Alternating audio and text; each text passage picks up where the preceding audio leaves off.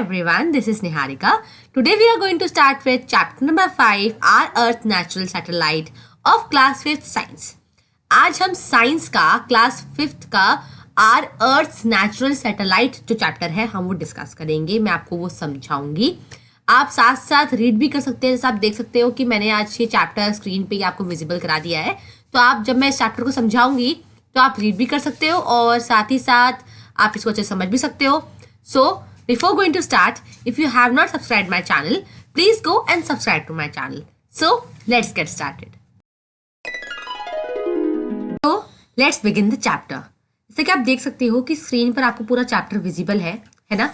अगर मैं नीचे चलती हूँ और हम देखते हैं एक एक करके हम रीड करेंगे लाइन को और मैं आपको समझाती जाऊंगी साथ ही साथ और आप भी इसको रीड करते जाना. In class 4 we read about the earth, the planets and the seasons. इसमें ये लिखा है कि क्लास 4 में हमने अर्थ के बारे में पढ़ा है, प्लैनेट्स के बारे में पढ़ा है, सीजन्स के बारे में पढ़ा है. Let us now study about the moon and other satellites of the अर्थ. अब हम पढ़ने वाले हैं मून के बारे में और भी काफ़ी सारे सैटेलाइट्स हैं जिनके बारे में हम पढ़ने वाले हैं. अब यहाँ पे लिखा है as the earth goes around the sun the moon goes around the earth. मतलब जैसे जैसे अर्थ सन के चक्कर काटता है वैसे वैसे मून अर्थ का राउंड लेता है. The moon is our earth closest neighbour in space. Space में अर्थ का क्लोजेस्ट नेबर मतलब सबसे पास का जो नेबर है, पड़ोसी है, वो कौन है? मून है. The moon is the earth natural satellite. अब ये बहुत इंपॉर्टेंट बात है, आप चाहो तो इसको मार्क कर लो because this is very very important. That is written the moon is the earth natural satellite. कि मून क्या है? अर्थ की नेचुरल सैटेलाइट है. मतलब ऑलरेडी स्पेस में नेचुरल सैटेलाइट है जो है कि मून. अब सैटेलाइट क्या होता है? A satellite is an object which revolves around a planet. Satellite क्या होता है? एक ऑब्जेक्ट होता है जो प्लैनेट के आसपास राउंड लेता है ना. Okay, so let's begin with next topic which is, आप देख सकते हो यहाँ पे मून की आपको पिक्चर दी हुई है. सबको पता ही है मून कैसा दिखता है ना. सो यहाँ मून की पिक्चर है. Now let's come to the next topic जो कि हमारा है why does the moon shine. अब हमें ये समझना है कि मून शाइन क्यों करता है. Why does the moon shine? The full moon is the brightest heavenly body in the night sky. जो फुल मून होता है, आप देखते होगे स्पेस, मतलब आप जब ऊपर देखते होगे आसमान में, स्काई में, कि आपको पूरा मून दिखाई देता है ना. और वो क्या होता है? Brightest heavenly body in the night sky. सबसे पहले आपको मैं ये क्लियर कर देती हूँ कि हेवनली बॉडी क्या होता है. हेवनली बॉडी उसे कहते हैं वो सभी चीज़ें जो स्पेस पर होती हैं, है ना. जैसे प्लैनेट्स हो गया, सन हो गए, सैटेलाइट्स हो गए, ये सब हेवनली बॉडी हैं, right. The full moon is the brightest heavenly body in the night sky. मतलब रात को जो सबसे ब्राइटेस्ट चीज़ होती है स्काई में वो कौन होता है? Full moon. It does not have any light of its own. इसकी खुद की कोई लाइट नहीं होती, हमको ऑलरेडी पता है. But shines because it reflects the light of the sun. पर ये शाइन करता है क्योंकि ये सन की लाइट को रिफ्लेक्ट करता है, दैट फॉल्स ऑन इट. जो सन की लाइट मून पर पड़ती है वो रिफ्लेक्ट होकर मून को शाइनिंग बनाती है. It is smaller than the sun. ये सन से छोटा होता है moon, though it appears to be of nearly the same size. तब भी ये सेम साइज के ही दिखाई देते हैं. ऐसा क्यों है? आप एक बार सोचो कि सन और मून के साइज में बहुत डिफरेंस है, right. But still when we see it हमें लगता है कि दोनों सेम ही साइज के हैं. हम स्काई में देखते हैं तो ऐसा क्यों है? This is because the moon is closer to us than the sun. क्योंकि जो मून है वो हमें हमारे सन से भी पास में है. आपको मैंने बताया कि जो नेचुरल सैटेलाइट है वो मून है और वो किसके रिवॉल्व घूमता है? अर्थ के अराउंड, है ना. तो क्या होता है, सन जो है आपको पता है, सन के बाद मर्करी आता है, फिर वीनस है और फिर अर्थ प्लैनेट है. So there is long distance between sun and earth, but moon is very closest to us. That is why both of them looked similar, है ना. दोनों के दोनों सेम दिखाई देते हैं अगर आप देखोगे, क्योंकि ज़्यादा दूर होने की वजह से सन का साइज हमें छोटा दिखाई देता है और मून तो हमारे पास है ही. दैट इज वाई दोनों का सेम दिखाई देता है. The moon is about 3,84,400 kilometre away from the अर्थ. आप देख सकते हो कि जो मून है वो अर्थ से कितना दूर है. मून अर्थ से इतना किलोमीटर्स दूर है, right. Okay, so next topic जो है हमारा वो है the surface of the moon. उससे पहले मैं आपको कुछ चीज़ें हाईलाइट करा देती हूँ जो कि इम्पॉर्टेंट है कि द मून इज अबाउट 3,80,000। हो सकता है कि ये आपका क्वेश्चन एग्जाम में आ जाए कि मून अर्थ से कितना किलोमीटर्स दूर है, तो ये बात बहुत इंपॉर्टेंट है ना। और एक बात ये इंपॉर्टेंट है कि जो मून है वो शाइन कैसे करता है। तो हमें पता चला है कि मून की खुद की लाइट तो होती नहीं है, पर वो शाइन करता है क्योंकि सन की लाइट उस पर रिफ्लेक्ट करती है और इस वजह से वो शाइन करता है। This is the important thing जो कि हमने इस टॉपिक में पढ़ी। अब हम आगे पढ़ते हैं इसका नेक्स्ट टॉपिक जो कि है the surface of the moon. Okay, the surface of the moon is rough and uneven. अब आप समझो, मून का जो सरफेस है, मतलब जो मून का जो ऊपर की जो लेयर है वो रफ होती है और अनइवन होती है ना, कि मतलब इक्वल नहीं होती, अनइवन होती है।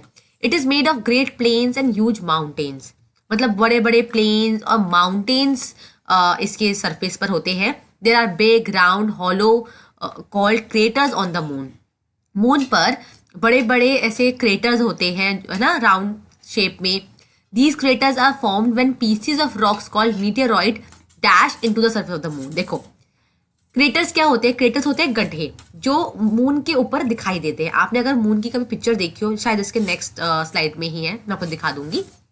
तो अगर आपने देखी हो तो आपने नोटिस किया होगा कि ऐसा दिखता है कि मून के ऊपर ना गड्ढे गड्ढे से हैं। वो गड्ढे क्या है? उन्हें कहते हैं क्रेटर्स। अब वो बने कैसे? वो बने मीटियोराइट्स की वजह से।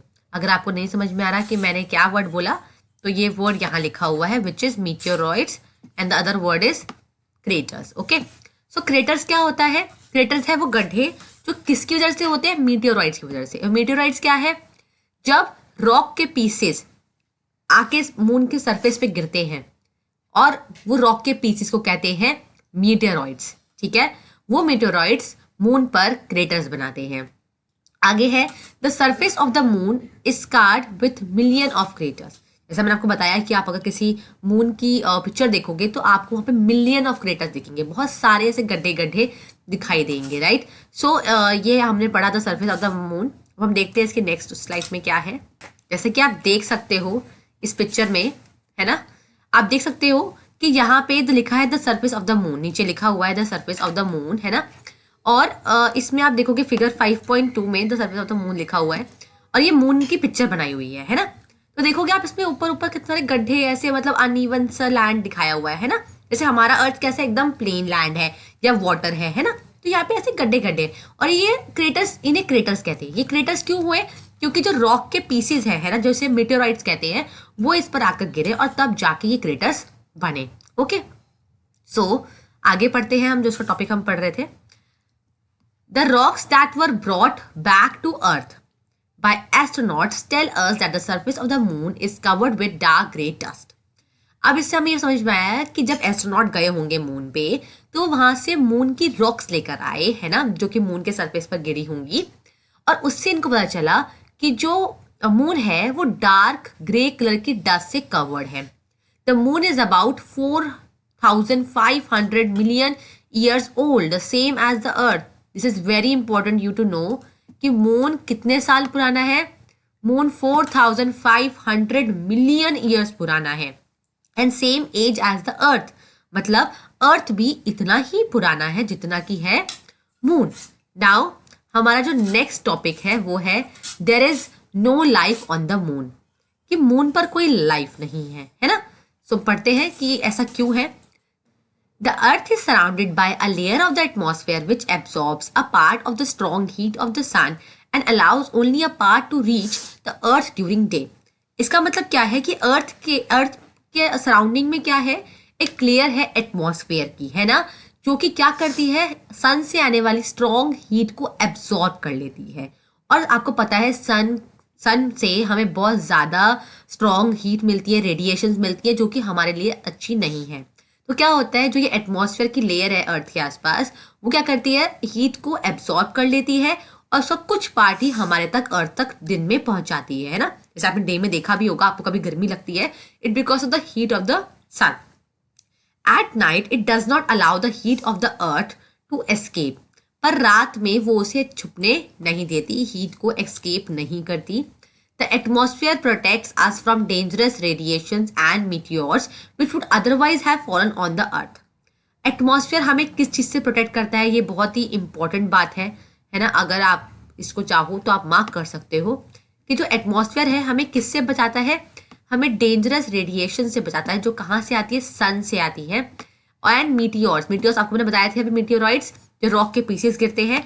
अगर मान लो कभी रॉक के पीसेस अर्थ पर गिरे है ना, तो उससे अर्थ को कौन बचाता है, उसको एटमॉस्फेयर बचाता है, क्योंकि एटमॉस्फेयर करता है उन मीटेरॉइड्स को अर्थ तक नहीं पहुंचने देता. ओके, आगे हम इसका पढ़ते हैं. देयर इज नो एयर और water on the moon, no life can exist there.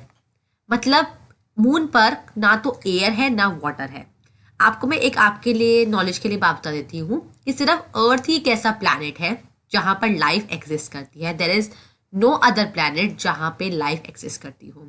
Earth has water, earth has air. Okay, no life can exist there. ये बहुत इंपॉर्टेंट बात है कि मून पर ना तो कोई एयर है ना ही कोई वाटर है ना. No life can exist there, कोई लाइफ नहीं है वहाँ पे, कोई नहीं रहता. जैसे अर्थ पर सब इंसान रहते हैं, एनिमल्स रहते हैं, मून पर कोई नहीं रहता. The moons gravity is 1/6 of the gravity of the earth. Gravity क्या है, ग्रेविटी मतलब है कि अट्रैक्शन, ग्रेविटेशनल फोर्स. अगर आपने पढ़ा हो साइंस में तो ग्रेविटेशनल फोर्स क्या होता है, जो अर्थ में है. अर्थ में है ग्रेविटेशनल फोर्स जो कि हमें अपनी तरफ खींचता है. आपने कभी एक चीज़ को ऑब्जर्व किया हो, आप किसी भी चीज़ को कितना भी ऊपर फेंकोगे वो दोबारा नीचे आएगा ही आएगा. आप अगर जंप भी करते हो तो जंप करने का मतलब ये नहीं है कि आप हवा में ही रह जाते हो, अब वापस नीचे आते ही हो, है ना. सो ग्रेविटी वो होता है ना. तो मून की ग्रेविटी बहुत कम है, मतलब मून में ग्रेविटेशनल फोर्स ना के ही बराबर है. अब क्या है, तो मून की ग्रेविटी है वो अर्थ की ग्रेविटी का 1/6 है. मतलब अगर मान लो मेरा वेट फॉर एग्जाम्पल 48 है, 48 किलोग्राम्स है अर्थ पर, और अगर मैं मून पर जाऊं तो मेरा वेट जो हो जाएगा वो 1/6 हो जाएगा. 1/6 का मतलब होता है कि 48 किलोज का 6th पार्ट. कि अगर मैं 48 को 6 से डिवाइड कर दूं तो आंसर क्या आएगा, 8. इट मीन्स मून पर मेरा जो वेट होगा वो होगा 8 किलोग्राम्स. अब आप सोचो कि इतना कम, हाँ, क्योंकि मून पर ग्रेविटी नहीं है, ग्रेविटेशनल फोर्स नहीं है. दैट इज वाई वहां पे 1/6 हो जाएगा मेरा वेट, और कोई भी चीज का वेट. ठीक है. So this is also very important part to understand और to mark. I just hope कि आप सब मेरे साथ साथ इसको मार्क करते जाएंगे अपनी बुक्स में. और you can do one thing, you can write in your notebook, because these are the important parts to be written. और ये ऐसा नहीं है कि इसी चैप्टर का है तो आपके किसी काम नहीं आएगा, ये हर बच्चे की नॉलेज में होना चाहिए. नेक्स्ट है, on the moon you can easily lift objects that would be too heavy for you to lift on earth. यहाँ पे लिखा है कि मून पर आप वो चीज़ भी उठा सकते हो, वो हैवी से हैवी ऑब्जेक्ट जो आप अर्थ में नहीं उठा सकते हो. अब इसका रीज़न क्या है, जैसे आपको मैंने अभी बताया कि मून पर हमारा जो वेट होता है वो 1/6 हो जाता है, कम हो जाता है. That is why what ever you can not lift on the अर्थ, आप उसको मून पर उठा सकते हो, है ना, क्योंकि उसका वेट भी साइमल्टेनियसली कम हो जाएगा. There is no layer of atmosphere surrounding the moon surface. अब यहाँ पे लिखा है कि मून के सरफेस पे एटमॉस्फेयर की कोई लेयर नहीं है ना. So there is no protection from the strong rays of the sun. तो जो सन की रेज आ रही है, स्ट्रॉन्ग रेज आ रही है, उससे मून पर कोई भी प्रोटेक्शन नहीं है, क्योंकि मून पर एटमॉस्फेयर की कोई लेयर नहीं है. राइट. सो आगे बढ़ते हैं. आगे जो हमारा टॉपिक है आप साथ साथ मार्क करते रहना. The side of the moon facing the sun is extremely hot. वो साइड मून की जो सन को फेस कर रही होती है वो एक्सट्रीमली हॉट होती है, मतलब बहुत ज़्यादा हॉट होती है. And the side away from the sun is too cold to support life. और वो साइड जो सन से अलग होती है, सन के पीछे होती है, वो बहुत ज़्यादा ठंडी होती है और वहाँ पे लाइफ सपोर्ट करती है. कहने का मेरा मतलब ये है, फॉर एग्जाम्पल मान लो ये सन है और ये मून है, तो मून का जो ये वाला पार्ट होगा, है ना, उधर सन की रेस पड़ रही है ना, तो ये पार्ट एक्सट्रीमली हॉट होगा. और जो पीछे वाला पार्ट है, इधर तो सन की रेस नहीं पड़ रही है, तो ये एक्सट्रीमली कोल्ड होगा, जहां पे लाइफ सपोर्ट करती है. Understand. In the absence of air no sound can be heard on the moon. अच्छा, ये बहुत इंपॉर्टेंट बात है, आप इसको मार्क कर लेना कि एयर ना होने की वजह से, एब्सेंस ऑफ एयर मतलब एयर ना होने की वजह से कोई भी साउंड आप मून पर नहीं सुन सकते हो। आप नोटिस करना, आप जब अर्थ पे किसी से बात करते हैं, हम बात इसलिए कर पाते हैं बिकॉज देर इज एयर, हमारे आसपास हवा होती है, but there is no sound can be heard on the moon because there is no air. The sky is always bleak and there are no clouds to hide the sun. कोई cloud ही नहीं होता जिसको आप सन को hide कर सको। That is Y एक part बहुत हॉट रहता है, एक पार्ट बहुत कोल्ड रहता है। It is a lonely and silent place without any animals, plants और लेक्स। ये एकदम अकेली शांत सी जगह है, ना तो जहाँ एनिमल्स है, ना प्लांट्स है, ना लेक्स है, कुछ भी नहीं है। आगे बढ़ते हैं। नेक्स्ट हमारा जो टॉपिक है वो है लैंडिंग ऑन द मून। ये आपको बहुत इंटरेस्टिंग लगेगा अगर आप इंटरेस्टिंग है स्पेस के बारे में जानने के लिए, कि स्पेस पर पहले कौन गया था, कौन आया था, है ना। तो हम ये सब जानेंगे। आप नीचे देख सकते हो, यहाँ पे आपको पिक्चर भी मैं दिखा देती हूँ। पहले हम इसको पढ़ लेते हैं, फिर हम इसकी पिक्चर्स को देखेंगे। Landing on the moon, moon पर किसने लैंड किया, मतलब पहले कौन मून पर गया। The American spacecraft Apollo 11 landed successfully on the moon on 21 जुलाई 1969। यहाँ पे क्या लिखा है, एक अमेरिका का स्पेसक्राफ्ट था जिसका नाम था अपोलो 11। ये बहुत इंपॉर्टेंट बात है, इसको बिल्कुल भी भूलना नहीं। अमेरिका का स्पेसक्राफ्ट जो कि है अपोलो 11, उसका नाम है अपोलो 11, जो कि मून पर लैंड हुआ था सेफली। और कब हुआ था, उसकी डेट इंपॉर्टेंट है, 21 जुलाई 1969। ओके, सबसे पहले हमने ये पढ़ लिया। Next, Neil Armstrong and Edwin Aldrin stepped on the moon surface.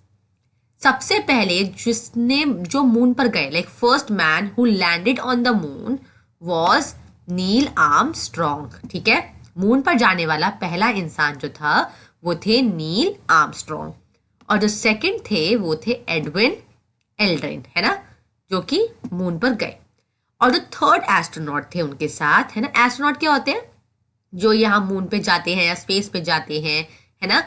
तो जो थर्ड एस्ट्रोनॉट थे उनका नाम था माइकल कॉलिंस, जो कि स्पेसक्राफ्ट में ही बैठे हुए थे, है ना, और अर्थ से कांटेक्ट रख रहे थे। जनरली क्या होता है कि जब भी हम कहीं जाते हैं स्पेस पे, है ना, तो एक एस्ट्रोनॉट अर्थ से कांटेक्ट रखता है कि बाय चांस कोई मिस हैपनिंग अगर हो गई, है ना, तो हम अर्थ से कांटेक्ट करके दूसरा स्पेसक्राफ्ट मंगवा सकते हैं। That is why he was in the spacecraft only. So this is the very important part. आपको अच्छा लगा होगा सुन के, कुछ नई चीज सुनने को मिली होगी कि Neil Armstrong was the first man who landed on the moon. आप ये देख सकते हो, ये इनकी पिक्चर है जब ये पहली बार मून पे गए थे, इस स्पेसक्राफ्ट में गए थे। जो ये वाला आपको स्पेसक्राफ्ट दिखाई दे रहा होगा, है ना, ये वाला स्पेसक्राफ्ट आपको दिखाई दे रहा है, इसमें ये गए थे। ये हमारे एस्ट्रोनॉट्स जब वो पहुंचे थे अमेरिका के, और ये तीनों वो एस्ट्रोनॉट्स जो कि थे नील Armstrong, Edwin Aldrin and Michael Collins.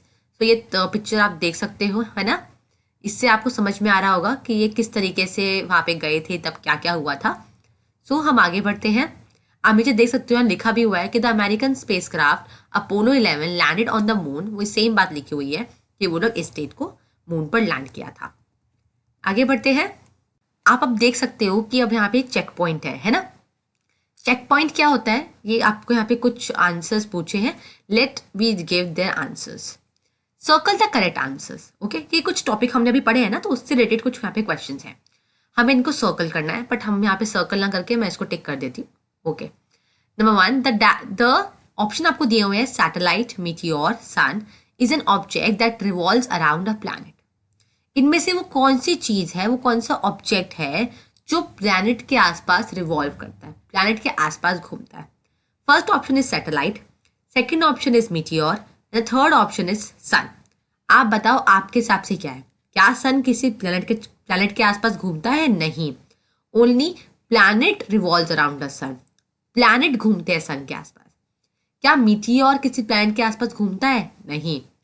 Number 3, satellite. आपको मैंने अभी स्टार्टिंग में बताया भी था कि who revolves around the planet is, the answer is satellite. Okay, number 2, the craters on the surface of the moon are formed by pieces of rocks.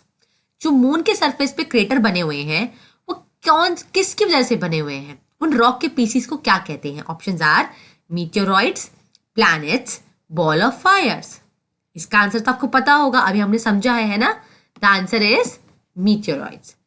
Number 3, Neil Armstrong, Edwin Aldrin, Michael Collins did not step on the moon surface. इन तीनों में से कौन moon के surface पर नहीं उतरा था? आपको मैंने बहुत अच्छे से समझाया था कि इन तीनों में से कोई एक था जो अर्थ के साथ कांटेक्ट रख रहा था, अर्थ के साथ बात कर रहा था, ताकि अगर कोई मिस हैपनिंग हो तो वो दूसरा कोई स्पेसक्राफ्ट भेजे, है ना. हमने ये पढ़ा था कि Neil Armstrong was the first man जो लैंड करे थे. सेकंड वाज एडविन एल्ड्रिन, और बचा कौन? माइकल कॉलिंस, जो कि मून के सरफेस पर नहीं उतरे थे. मतलब वहां पहुंचने के बावजूद he did not step on the moon surface. I hope ये आप सब ने भी करेक्ट किया होगा जैसे मैंने आपको आंसर बताया है. आई होप कि आपको भी आया होगा. सो आगे बढ़ते हैं. नेक्स्ट इज, अच्छा अगर आपको कंफ्यूजन हो रही हो कि यहाँ लेफ्ट में भी लिखा है राइट में भी लिखा है, सो आई टेल यू, पहले मैं लेफ्ट पढ़ती हूँ और जब लेफ्ट का हो जाता है उसके बाद आई रीड राइट वन. तो आप पूरा कॉन्सेंट्रेशन इस पेज पे रखना. Phases of the moon. The different shapes of the moon as visible from the earth are called its faces.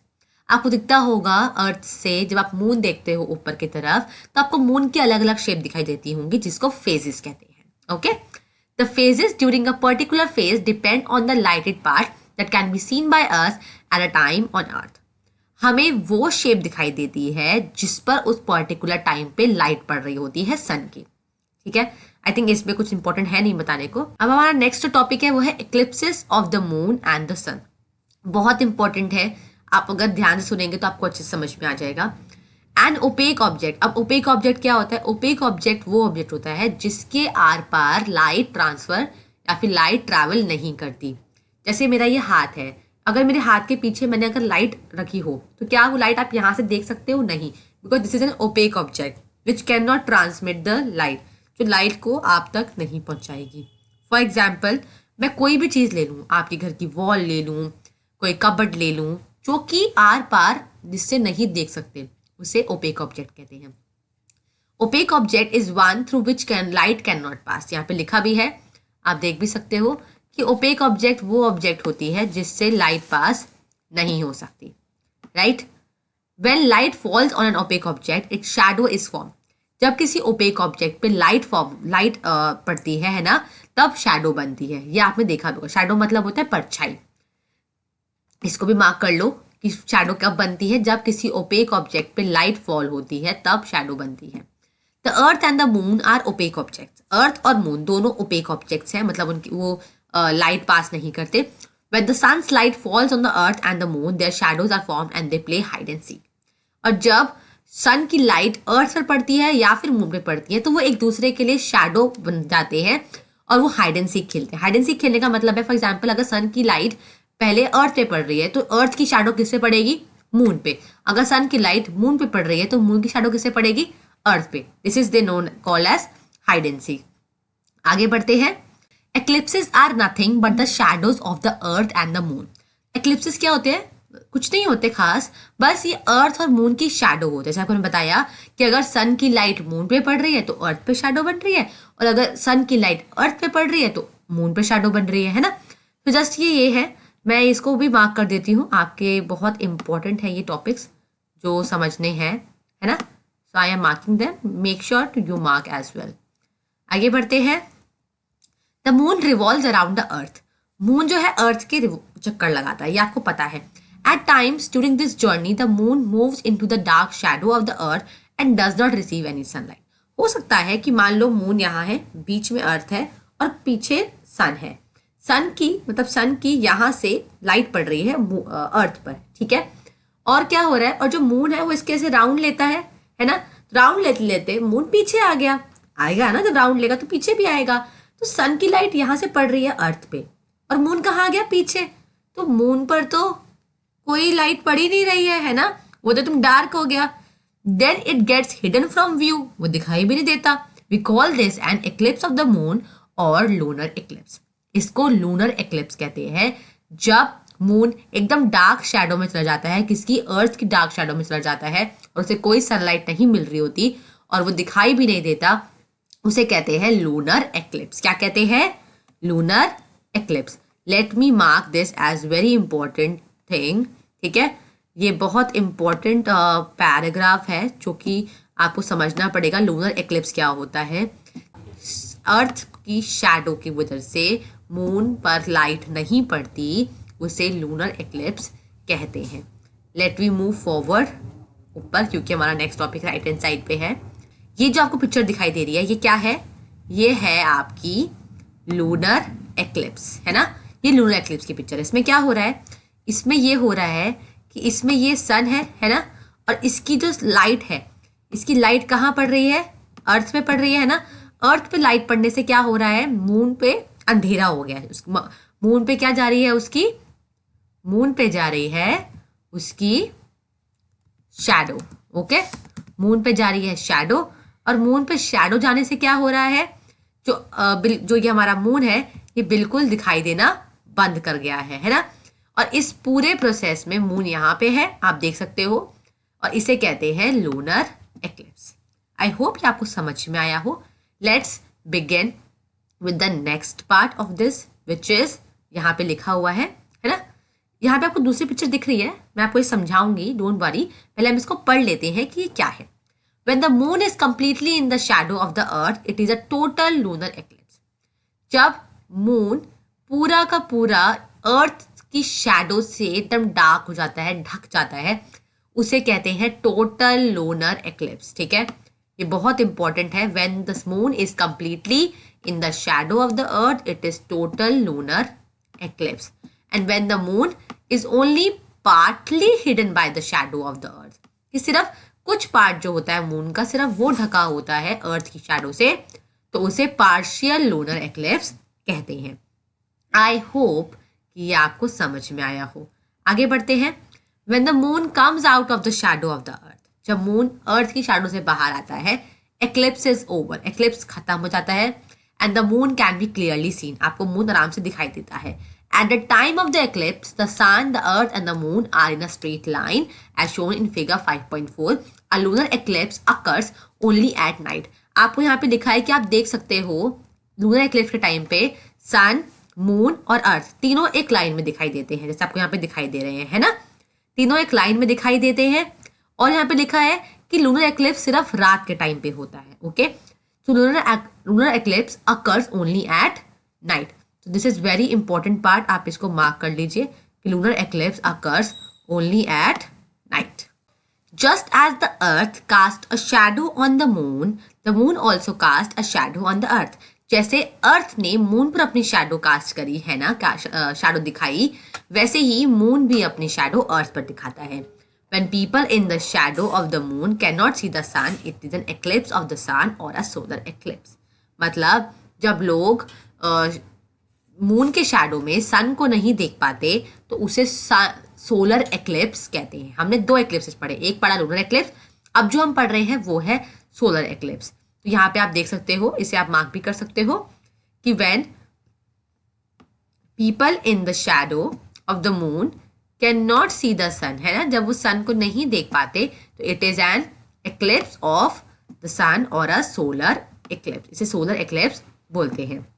When the sun is completely hidden behind the shadow of the moon, जब सन जो है वो moon की shadow के पीछे पूरा completely hidden हो जाता है, तो उसको टोटल सोलर एक्लिप्स कहते हैं, पूरा का पूरा सोलर एक्लिप्स। ठीक है, ओके, आगे है when the shadow of the moon hides only a part of the sun, कि सिर्फ जो सन की मून की शैडो है वो सिर्फ सन का एक पार्ट हाइड करती है, तब उसे कहते हैं पार्शियल सोलर एक्लिप्स। ये जो आपको पिक्चर दिख रही है ये वाली, इसमें आप देख सकते हो ये यहाँ पे लिखा हुआ है अ सोलर एक्लिप्स, है ना। अब यहाँ पे क्या हो रहा है ध्यान से देखिएगा, ये सन है, ओके जी। अब ये सन जो है हमारा, इसकी जो लाइट है वो पड़ रही है मून पे, और मून पे पड़ने की वजह से क्या हो रहा है, मून की शैडो बन रही है किस पर, अर्थ पर। तो क्या हो रहा है, अर्थ का जो ये वाला पार्ट है जो आपको दिखाई दे रहा है, इस पर सन की लाइट पड़ ही नहीं रही, सन दिखाई ही नहीं दे रहा है ना, क्योंकि यहाँ पे कौन आ गई है, ये मून की शैडो आ गई है। दैट इज वाई इसको कहते हैं सोलर एक्लिप्स, जब आपको चांद दिखाई ना दे, है ना, जब मून दिखाई ना दे तो उसे कहते हैं लूनर एक्लिप्स, जब सन दिखाई ना दे उसे कहते हैं solar eclipse. So I hope ये आपको समझ में आ रहा हो। These are very interesting topics, I hope ये आपको अच्छे लग रहे हो। At the time of the eclipse the sun, the moon and the earth are in a straight line. जैसा कि आपको मैंने दिखाया कि एक्लिप्स के टाइम पे सन, मून और अर्थ तीनों एक लाइन में होते हैं, है ना। Once the moon moves out of the line the eclipse is over. और जैसे ही मून लाइन से बाहर निकल जाता है, मतलब मून अपनी राउंड की पोजीशन चेंज कर लेता है, वैसे ही एक्लिप्स ओवर हो जाता है और आपको सन दोबारा दिखना शुरू हो जाता है। अ solar eclipse occurs only during the day. ये इंपॉर्टेंट बात है कि सोलर एक्लिप्स कब होता है, सिर्फ और सिर्फ डे के टाइम पे होता है। और जैसे कि आपको बताया लूनर एक्लिप्स कब होता है, वो सिर्फ और सिर्फ नाइट के टाइम पे होता है। Okay, you should not look at a solar eclipse with naked eyes. आपको नेकेड का मतलब होता है नंगा, जैसे आपकी आंखें हैं, आप इसके ऊपर कोई कपड़ा तो पहन के रखते नहीं हो, इसलिए इनको नेकेड आइज बोलते हैं। कि अपनी आंखों से आपको कभी भी सोलर एक्लिप्स को नहीं देखना चाहिए, it can harm your eyes, इससे आपकी आइज हार्म भी हो सकती हैं। नेक्स्ट हमारा जो टॉपिक है वो है the moon and the tides. Okay, so although the moons gravity is very weak, हमें पता है कि मून की ग्रेविटी बहुत वीक है, it has a noticeable effect on the earth, पर हमें अर्थ पर ग्रेविटी का पता चलता है। It pulls the water of the seas and oceans of the earth causing tides. और ये मून क्या करता है कि सी के पानी को अपनी तरफ खींचता है, ओशन को भी खींचता है और फिर टाइड्स लेके आता है। सो ये बात भी हमारे लिए इंपॉर्टेंट है, let me mark it. It pulls the water of the seas, है ना। आप देखते हो ना ओशियंस में, सीज में टाइड्स आती हैं, जो पानी में उछाल आता है ना, वो किसकी वजह से आता है, वो आता है मून की वजह से। मून उनको अट्रैक्ट करता है अपनी तरफ। Since the moon is closer to the earth than the sun, the moon's pull on the water is stronger than of the sun. क्योंकि मून जो है वो ज्यादा क्लोज है अर्थ से, दैट इज वाई मून पानी को खींच पाता है और सन नहीं खींच पाता, क्योंकि वो बहुत ज्यादा हमसे दूर होता है ना। तो इस वाली बात को भी आप मार्क कर लीजिए, this is as usual important, है ना। आपसे कोई भी कभी भी पूछ सकता है। The water of the seas and oceans on the side of the earth facing the moon is attractive upwards. कहने का मतलब है सीज और ओशियंस का वो पानी, वो उस साइड का पानी जिस साइड मून ने अपना फेस किया होता है, वो ही ऊपर की तरफ जाता है। और this attraction causes the sea level to rise and form high tide. और इसकी वजह से क्या होता है, सी लेवल बढ़ जाता है और बहुत ही हाई टाइड हमें दिखने को मिलती है। ठीक है, another high tide occurs on the opposite side of the earth. Earth के ऑपोजिट साइड पे भी हाई टाइड होती है बिकॉज ऑफ इट्स रोटेशन, उसकी रोटेशन की वजह से। In the region between the two high tides the water level falls and form low tide. आपको पता है जब दो हाई टाइड्स होती है ना, दो पानी में उछाले आती हैं, तो बीच में जो छोटी सी उछाल आती है उसे कहते हैं लो टाइड। क्या कहते हैं उसे, लो टाइड। तो ये बहुत इंपॉर्टेंट है, आप इसको मार्क कर लीजिएगा कि लो टाइड क्या होता है। जब दो हाई टाइड से बीच में एक और टाइड आती है तो उसे लो टाइड कहते हैं। ओके, लेट मी, ओके, आप ये पिक्चर में देख सकते हो, यहाँ पे लिखा है फॉर्मेशन ऑफ टाइड्स। ओके, आपको अर्थ दिख रहा है और अर्थ के चारों तरफ पानी दिख रहा है ना। अच्छा, अब मून कहाँ दिख रहा है आपको, मून हमारा ये रहा, है ना। अब मून जिस तरफ होगा और उसके सामने जो पानी होगा उसमें हाई टाइड आएंगे। आप दिख रहा है यहाँ पानी यहाँ से खींच के कहाँ तक आ गया, यहाँ तक आ गया, दिख रहा है आपको। ओके, अब आप यहाँ देखो, जिस साइड पे मून का फेस नहीं है, मून का फेस इस साइड पे नहीं है, तो इस साइड पे आप देख सकते हो पानी सिर्फ कितना आया है, बस इतना सा आया है ना, इतना सा ही टाइड हुआ है ना।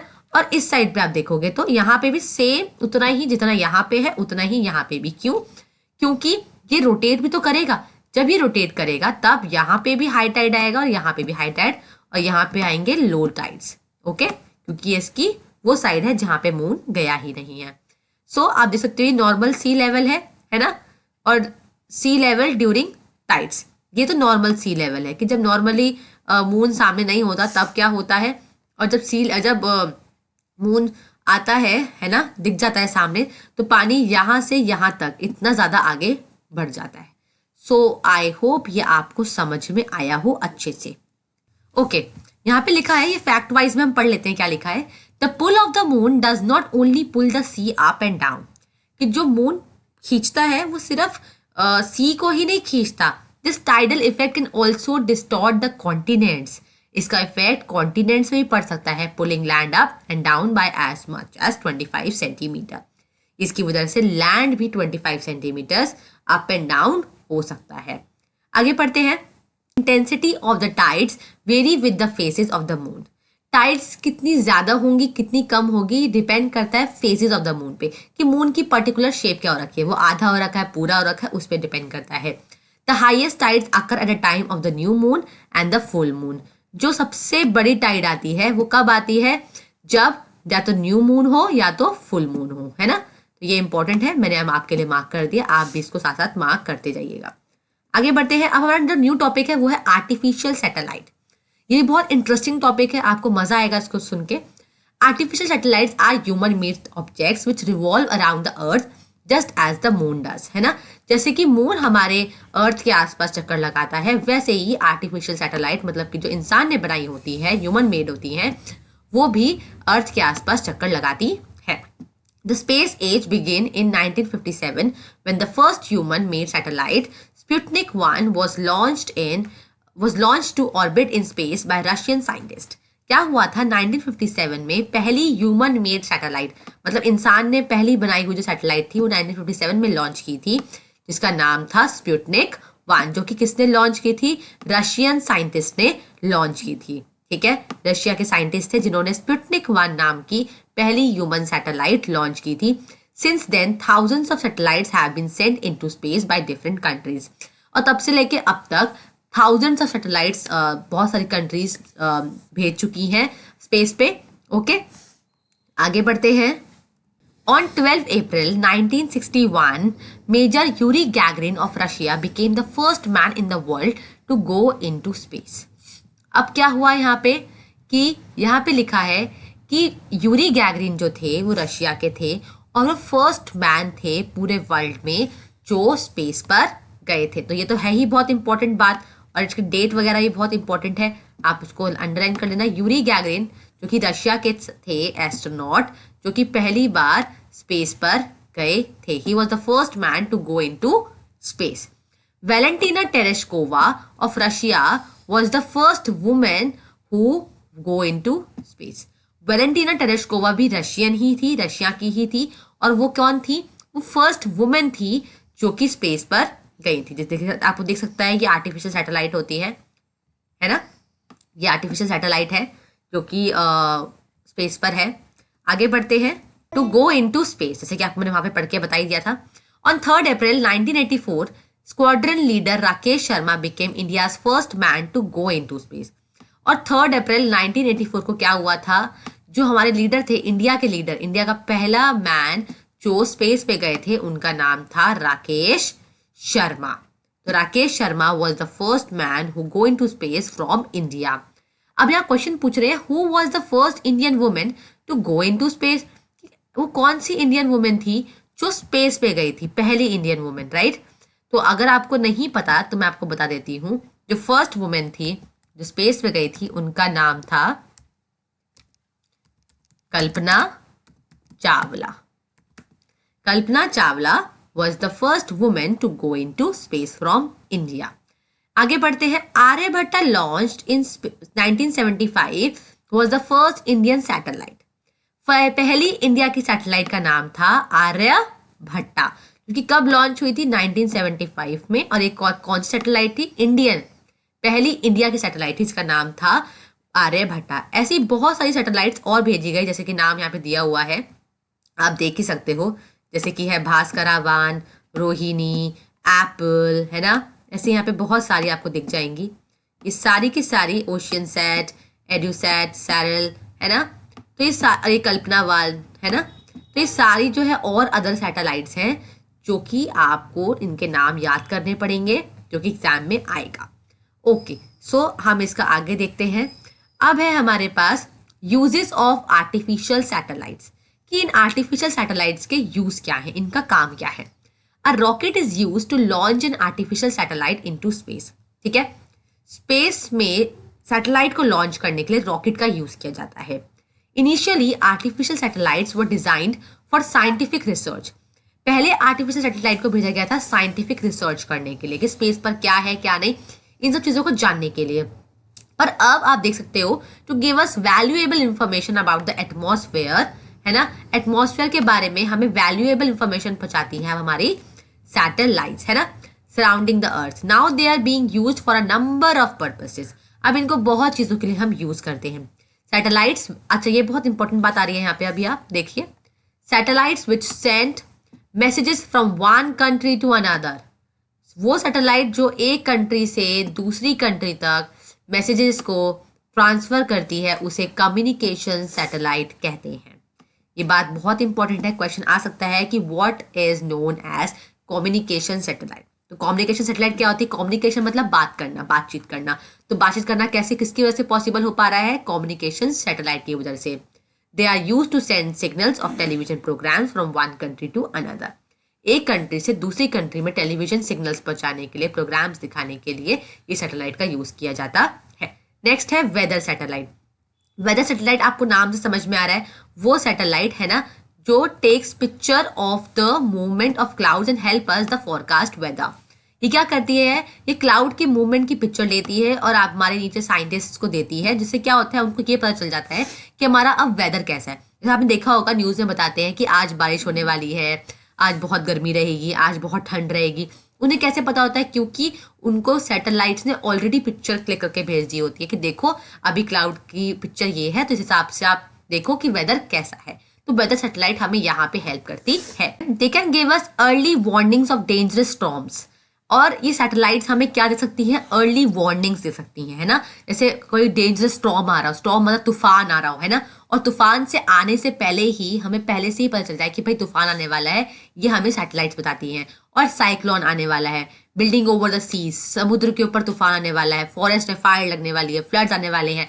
तो ये सारी चीज़ें हमें वेदर सैटेलाइट बताता है। Artificial satellites are also giving us different kinds of information about a particular area or region on Earth. Artificial satellite हमें ये भी बताती हैं कि किसी एक एरिया के बारे में भी हमें ये इंफॉर्मेशन प्रोवाइड करती हैं। दिस इंक्लूड्स फॉरेस्ट्री डाटा, कि फॉरेस्ट में क्या चल रहा है, अभी क्या हो रहा है, ये सारी इंफॉर्मेशन हमें सैटेलाइट बताती है। Ground water data, data means होता है इन्फॉर्मेशन कि ग्राउंड वाटर कितना है, कितना लेवल कम हो गया है, कितना लेवल ज़्यादा था, ये सब हमें सैटेलाइट बताती है। फिशिंग एरियाज इन द सी का जो फिशिंग एरिया है वो कैसा है, क्या है, ये सभी चीज़ों के बारे में आर्टिफिशियल सैटेलाइट्स हमें बताती हैं। So as this chapter is over, I hope ये आपको समझ में आया हो अच्छे से। और अगर आपको नहीं पे आया हो, don't worry, you can write down your queries in the comment section. I would like to tell you कि इसमें आपको जो समझ में नहीं आया, मैं आपको उसका जवाब आपको कमेंट में ही दे दूंगी, है ना। सो बेसिकली चैप्टर तो ओवर हो गया है। एंड अगर आपको इस चैप्टर से कोई नॉलेज मिली हो तो डू लाइक दिस वीडियो, क्योंकि आप देख सकते हो इस चैप्टर में ऐसा कुछ नहीं है जो किसी और के काम ना आए। ये चैप्टर सभी के लिए इंपॉर्टेंट है। कोई भी बच्चा किसी भी क्लास में पढ़ता हो, ये बहुत ही जनरल नॉलेज है जो हर बच्चे को आनी चाहिए। सो अगर आपके कोई फ्रेंड्स हो, क्लासमेट्स हो, या फिर कोई आपके कजिन्स हो और उनको आपको लगता है कि उनको इस चैप्टर से कोई नॉलेज मिलेगी या उनके काम आएगा, so please do share this video. And अगर आपको लगता है कि आपके पास कोई चैप्टर है जो आप चाहते हैं कि मैं उस पर वीडियो बनाऊं और आपको समझाऊं, तो आप उसका नाम, उस चैप्टर का नंबर, सब्जेक्ट, अपनी क्लास लिखकर मुझे कमेंट कर सकते हैं। और you can do one thing more, आप मुझे मेरे इंस्टाग्राम हैंडल पे भी डीएम कर सकते हैं। मैं वहाँ से देखकर भी उस चैप्टर पर जरूर वीडियो ज़रूर बनाऊंगी। And one more thing, if you have not subscribed my channel, please go and subscribe to my channel for more such videos. Thank you for watching this video.